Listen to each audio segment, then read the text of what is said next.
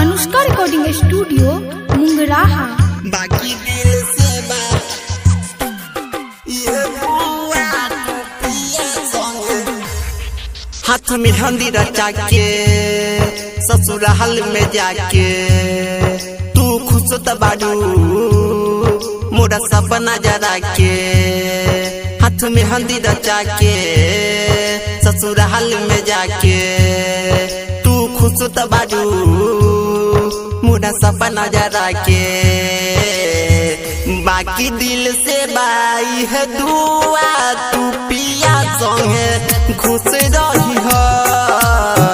बाकी दिल से बाई है दुआ तू पिया संगे खुश रही हो। हाथ में हंदी रचा के ससुराल में जाके तू खुश त बाडू मोरा सपना जरा के बाकी दिल से बाई है दुआ तू पिया संगे खुश रही हो। बाकी दिल से बाई है दुआ तू पिया संगे खुश रही हो। पिया संगे खुश रही हो। बाकी दिल से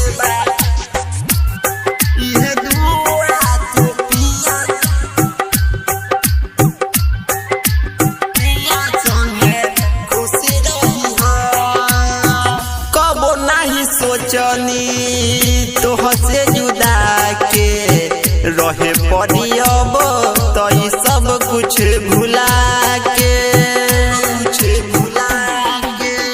सोने हिया के झुलुआ झुला के खुशिया कदम चुमे फुलावा बिछा के जिंदगी भइल हमर धुआं तू पिया संगे खुश रही हो। बाकी दिल से बाई है दुआ तू पिया संगे खुश रही हो। पिया संगे खुश रही हो। बाकी दिल से बाई है दुआ तू पिया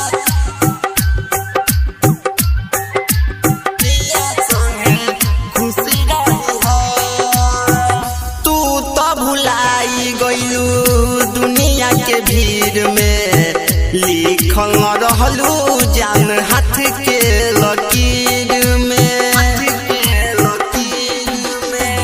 तू तो भुलाई गइलू दुनिया के भीड़ में लिखल रहलू जान हाथ के लकीर में अल्ताफ संजय के बदुआ तू पिया संगे खुश रही हो।